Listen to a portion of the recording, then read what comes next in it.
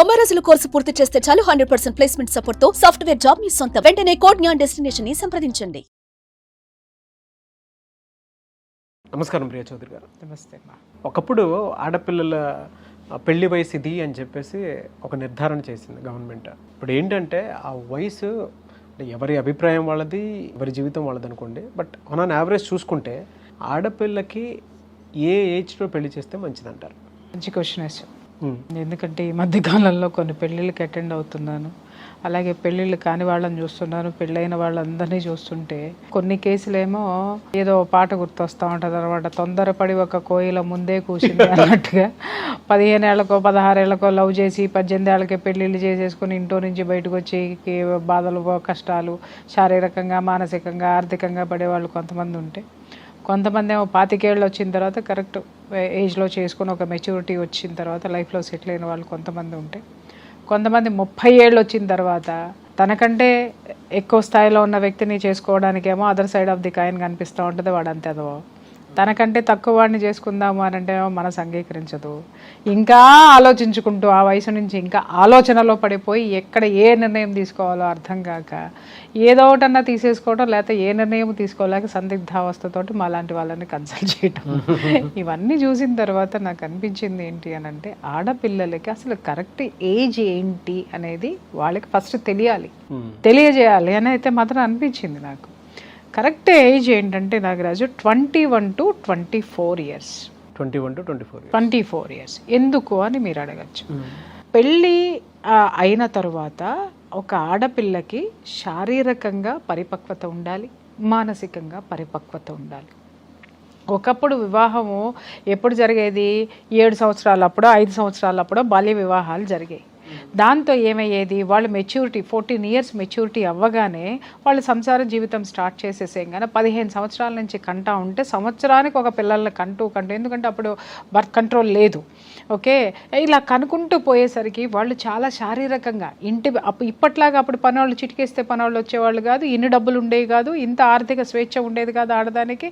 అలాగే ఈ మానసిక పరిపక్వత కూడా బయట ప్రపంచం ఏంటో తెలిసేది కాదు. సో దాంతో ఏమవుతుందంటే ఇంటడి చాకిరి, పిల్లల చాకిరి, తర్వాత ఆర్థిక పరిస్థితులు, ఇవన్నీ కూడా గంపగొత్తగా ఆవిడ నెత్తి మీద పడిపోయి మానసికంగా, శారీరకంగా చాలా కుంగుబాటు అనేది మహిళలో ఉండేది. సో కాలక్రమేణా ఆ స్థితిని గమనించినటువంటి మహాత్ములు, మహాపురుషులు, అలాగే మహిళలు అందరూ కూడా లేదు దీన్ని ఓవర్కమ్ అవ్వాలి అని చెప్పేసి దాని మీద కొంత పోరాటం చేసి దాన్ని ప్రభుత్వం దృష్టికి తీసుకొని రావడము, పోరాటాలు చేయటం తర్వాత చట్టరీత్యా పెళ్లి చేసుకోవాలి అని అంటే చట్టం దృష్టిలో 18 సంవత్సరాలు నిండాలి. అది అర్హత. చట్టపరమైనటువంటి అర్హత ఏంటంటే 18 years కంప్లీట్ అయి ఉండాలి. 18th లోకి రావడం కూడా కాదు, 18th కంప్లీట్ అవ్వాలి నన్ను అడిగితే. ఓకే, ఆ 18 సంవత్సరాలు వచ్చేసరికి తనకి శారీరకంగాను, మానసికంగాను కొంత పరిపక్వత వస్తుంది. అసలు మనకి సైంటిఫికల్ రీజన్గా తీసుకుంటే ఏంటంటే మగవాడి కంటే ఆలోచనాత్మకంగా, శారీరకంగా కాదు, ఆలోచన పరంగా మానసిక పరిపక్వత ఆడదానికి 5 సంవత్సరాలు ఎక్కువ ఉంటుంది. ఇక్కడ 18, మగవాడికి వచ్చేసరికి 5 ఏళ్ళు వేసుకోండి, అంతే 23 ఏళ్ళు. కరెక్ట్గా చూడండి, మగవాడికి కూడా అంతే 21 సంవత్సరం పెట్టారు, ఆడవాళ్ళకి 18 సంవత్సరాలు పెట్టారు. దాదాపు 3 నుంచి 5 సంవత్సరాల ఎక్కువ పరిపక్వత, మానసిక పరిపక్వత, పరిణితి ఆడవాళ్ళల్లో ఎక్కువ ఉంటుంది. కాబట్టి అందుకని మగవాళ్ళకి ఎక్కువ ఏజ్ గ్యాప్ ఉంచేవాళ్ళు, ఆడవాళ్ళకి తక్కువ ఎందుకు ఉంచేవాళ్ళు అంటే వాళ్ళని వీళ్ళు రీచ్ అవ్వటం, వీళ్ళని వాళ్ళు అడ్జస్ట్మెంట్స్ అనేది అంతవరకు ఉండాలి.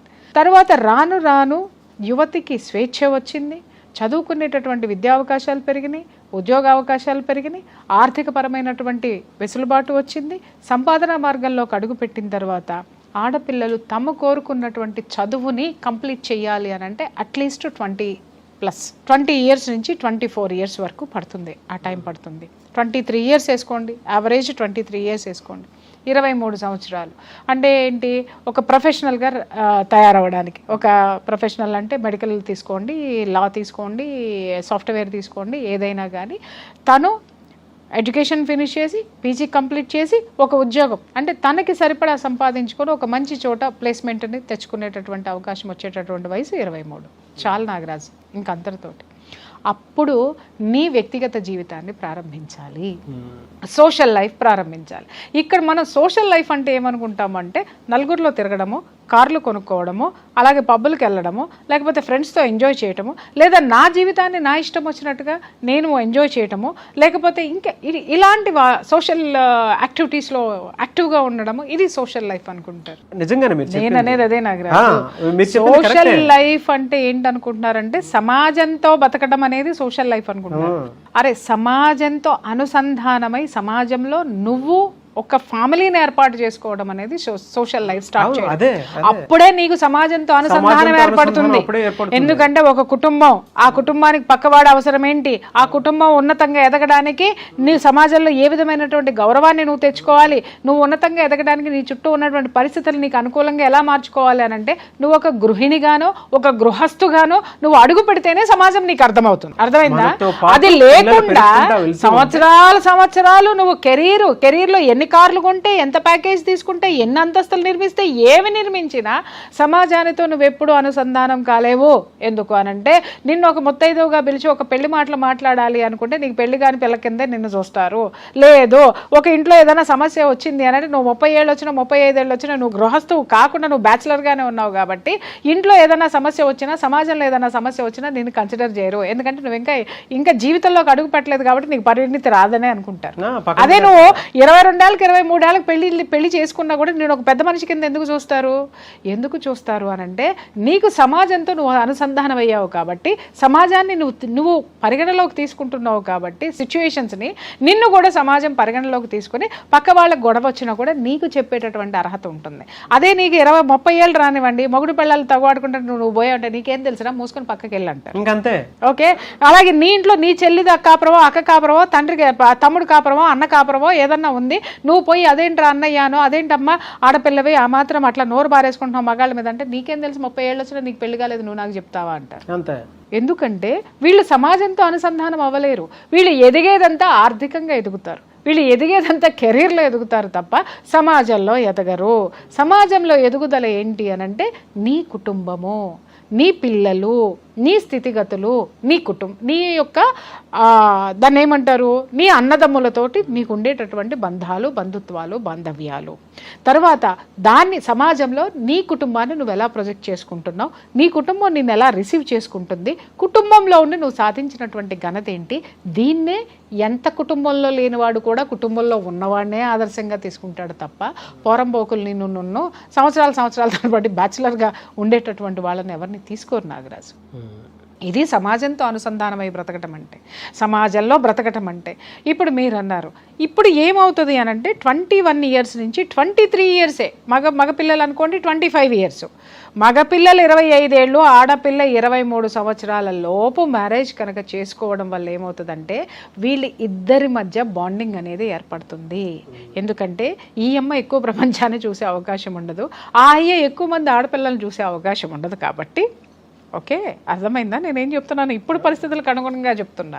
ఉండదు కాబట్టి వచ్చినటువంటి భాగస్వామిని పెళ్ళి అయినటువంటి ఆ రిలేషన్షిప్ ఏదైతే ఉంటుందో ఆ రిలేషన్షిప్ బలపడేటటువంటి అవకాశాలు చాలా ఉంటాయి. ఇంకొకటి, అర్లీ ఏజ్లో పెళ్లి చేసుకోవడం వల్ల ఏం జరుగుతుంది అని అంటే అర్లీ ఏజ్లో పిల్లల్ని కంటారు. ఆ పిల్లల్ని కనడం వల్ల వీళ్ళకి 40 ఇయర్స్ వచ్చేసరికి, ఇప్పుడు మగవాడికి 45 ఇయర్స్ రాగానే కూతురు పెళ్ళిడికి వచ్చేస్తుంది. ఓకే, అతను 25 ఇయర్స్కి పెళ్లి చేసుకుంటే చక్కగా 45-50 ఇయర్స్ మధ్యన అతను ఆడపిల్లకి పెళ్లి చేసేస్తాడు, మనవరాలను ఎత్తుకుంటాడు. అతనికి ఓపిక ఉంటుంది, కూతురు కాపురం చక్కబెట్టడానికి ఓపిక ఉంటుంది, అలాగే మనవరాలతో ఎంజాయ్ చేయడానికి ఉంటుంది. ఇప్పుడు పెళ్ళిళ్ళే 40 ఏళ్ళకి చేసుకుంటే వీళ్ళు ఇంకా జీవితాన్ని చూసేది ఎప్పుడు? ఇంకొకటి, వీళ్ళకున్న ఓపిక అంతా వీళ్ళ కెరీర్ మీద పెట్టడమో, లేకపోతే వీళ్ళ ఎంజాయ్మెంట్లోనో, లేకపోతే వీళ్ళు ముందే జీవితాన్ని అనుభవించేయడమోనో, సెక్షువల్గా తీసుకోండి, ఆర్థికంగా తీసుకోండి, ఎంజాయ్మెంట్ ప్లేసెస్లో తీసుకోండి, జీవితంలో అన్నీ అయిపోయిన తర్వాత పెళ్లి చేసుకున్న తర్వాత ఏం చేయాలి నాగరాజు? ఏం చేయాలి చెప్పు? అలసట వస్తుంది. అన్నీ అనుభవించేసావు, ఎంజాయ్ చేసేసావు కాబట్టి పెళ్ళంతా నీకు బయటికి వెళ్ళాలనిపిస్తుంది. ఎక్కడికి వెళ్ళినా ఆ ప్లేస్ నువ్వు చూసుంటావు, లేదా ఆ ఎంజాయ్మెంట్ నీకు ఉంటుంది. ఫ్యామిలీ అంటే విసుగు చిరాకు వచ్చేస్తుంది. ఎందుకంటే ఇప్పటి వరకు నువ్వు బాధ్యతలు లేకుండా బరి తెగించి తిరిగినావు కదా. బరి తెగించి అన్నందుకు బాధ వస్తుందేమో కానీ చాలామందికి బాధ్యతలు లేకుండా తిరిగారు. బరి లేదు, బరి తెగించి తిరగడం అంటే తిట్టు కాదు ఇది. అంటే నీకు ఎల్లలు లేకుండా తిరిగేసావు నువ్వు. ఇంకంతే. ఎల్లలు లేకుండా తిరిగేసిన తర్వాత నీకేమవుతుంది, ఇక్కడ సంసారం అనే చట్రంలో నువ్వు బిగుసుకుంటావు. పెళ్ళం అంటే చిరాకు వస్తుంది, పిల్లలంటే అంతకంటే చిరాకు వస్తుంది. ఇంకొకటి ఓర్పు, ఓపిక, నీకున్నటువంటి శారీరకమైనటువంటి ఎనర్జీని, ఆ ఫైనాన్షియల్ ఎనర్జీని నువ్వు పెంచుకోగలుగుతావో కానీ ఆ ఫైనాన్షియల్ ఎనర్జీని ఎంజాయ్ చేసేటటువంటి ఆ యొక్క మానసిక స్థితి ఇక్కడ స్థిరంగా నీకు ఉండదు. కారణం ఏంటి? సంపాదించిన దాన్ని ఎట్ట నిలబెట్టుకోవాలి, తర్వాత ఒక స్థితికి వచ్చిన తర్వాత ఇంకా ఎదగాలి, పక్కవాడు ఎదుగుతూ ఉంటాడో ఆ పోటీ మనస్తత్వాన్ని నువ్వు పెంచుకుని ఎదగటం ఎదగటం ఎదగటం ఎదగటం అనేదే నీ బ్రెయిన్ మ్యాప్ పెట్టుకున్నావు. కాబట్టి నువ్వు నీ బ్రెయిన్కి నువ్వు ఏ మ్యాప్ని ప్రోగ్రామ్ చేసావో ఆ మ్యాప్లోనే పోవడానికి ఇష్టపడుతుంది తప్ప ఈ పెళ్ళి అనేటటువంటి ఈ చట్రంలో ఒక వేరే ఫైల్ని ఇది రిసీవ్ చేసుకోదు. పెళ్ళి అనేది అనదర్ ఫైల్, ఆ ఫైల్ని రిసీవ్ చేసుకోవడం కష్టం. అవును. అప్పుడు ఏమవుతుంది, డిస్టర్బెన్సెస్ అక్కడే మొదలవుతున్నాయి. వీళ్ళు సంసారిక జీవితాన్ని ఆనందంగా ఉండలేరు, పుట్టిన పిల్లల్ని ఓపిగా ఓర్పుగా పెంచడం లేరు.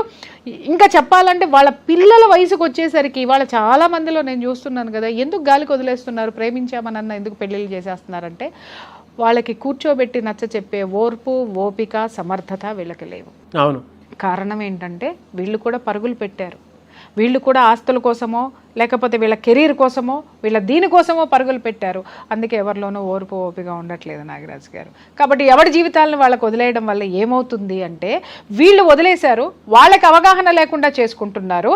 ఇవన్నీ కలిసి గంపకొత్తగా ఇవాళ కోర్టులో సంవత్సరానికి ఒక ఏరియాలో ఉన్నటువంటి కోర్టు, మన హైదరాబాద్లో తీసుకున్నటువంటి నాంపల్లి కోర్టులోనే సంవత్సరానికి 50,000 డైవోర్స్ కేసులు ఫైల్ అవుతుంటే దునియా మొత్తంలో ఇంకెన్ని కేసులు ఫైల్ అవుతున్నాయి? ఎందుకు ఫైల్ అవుతున్నాయి?